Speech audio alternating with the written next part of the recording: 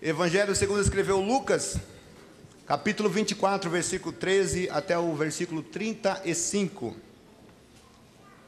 Esse texto, no começo do ano eu preguei nesse texto, mas eu quero retorná-lo aqui hoje. Uma versão diferente. Quando eu preguei estava em pleno verão.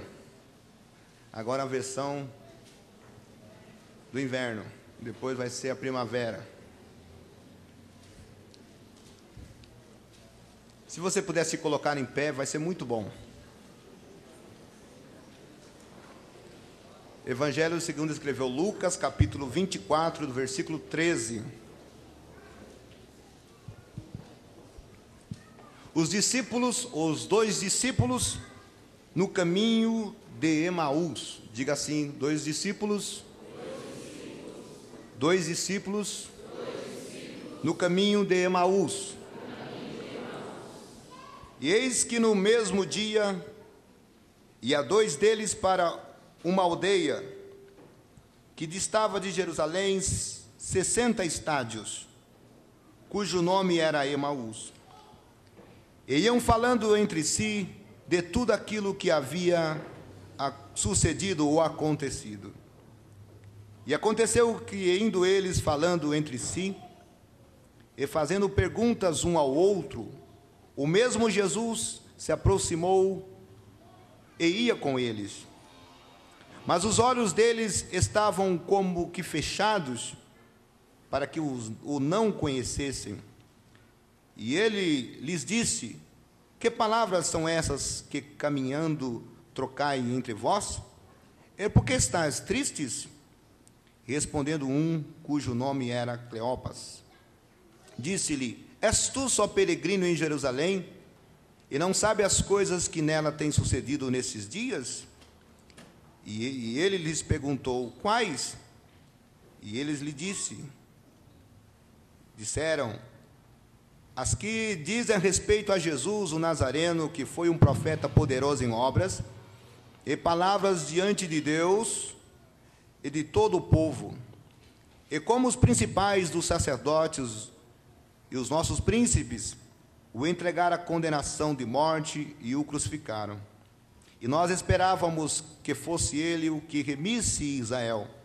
Mas agora, como tudo isso é já hoje o terceiro dia desde que essas coisas aconteceram. É verdade que também algumas mulheres dentre nós nos maravilharam, as quais de madrugada foram ao sepulcro, e não achando o seu corpo voltaram, dizendo que também tinham visto uma visão de anjos, que dizia que ele vive. E alguns dos que estavam conosco foram ao sepulcro, e acharam-se assim como as mulheres haviam dito, porém não ouviram. E ele lhe disse: ó, nécios e tardos de coração para crer tudo o que os profetas disseram. Porventura não convinha que o Cristo padecesse essas coisas e entrasse na sua glória?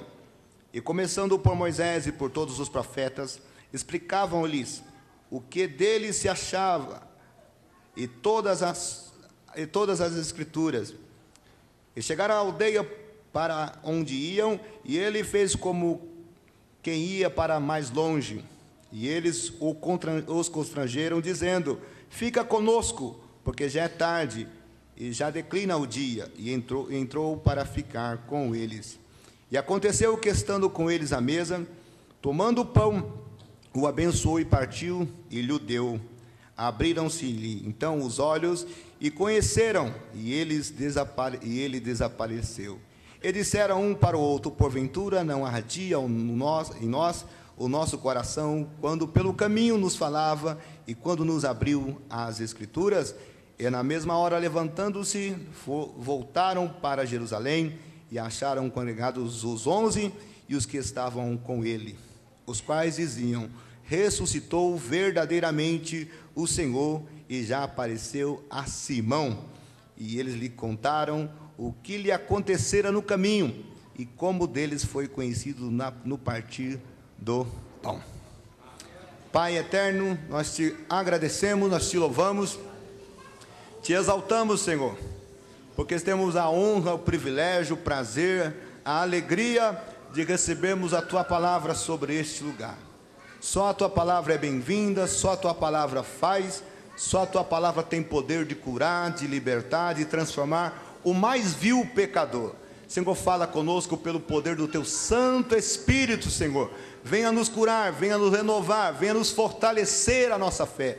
Que hoje nós possamos receber mais uma porção da Tua palavra, para que possamos sair desse lugar, Senhor, convictos, Senhor, com a nossa fé madura daquilo que Tu pode fazer, daquilo que Tu há de fazer sobre nós. Nós Te glorificamos, Te bendizemos, no nome de Jesus.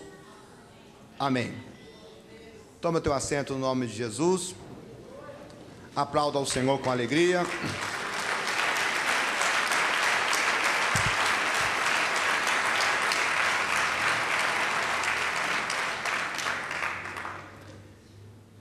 Esse texto, ele fala da agonia, da tristeza, do desespero, da insegurança, do desequilíbrio, da incerteza, da infidelidade, dos dois discípulos que estavam a caminho de Emaús. Não tem uma figura tão desesperada, tão incompleta e tão insegura a respeito daquilo que eles haviam crido e apostado de uma forma muito incisiva, como esses dois discípulos. Porque toda vez que eu leio, e você ler também esse texto, você vai perceber isso, da agonia desses discípulos. Se você olhar somente o caminho deles, você não vai entender muito bem. Mas você tem que olhar com um olhar clínico o que estava acontecendo no coração desses dois discípulos. Não era à toa que esses dois discípulos estão voltando para o caminho de Emaús.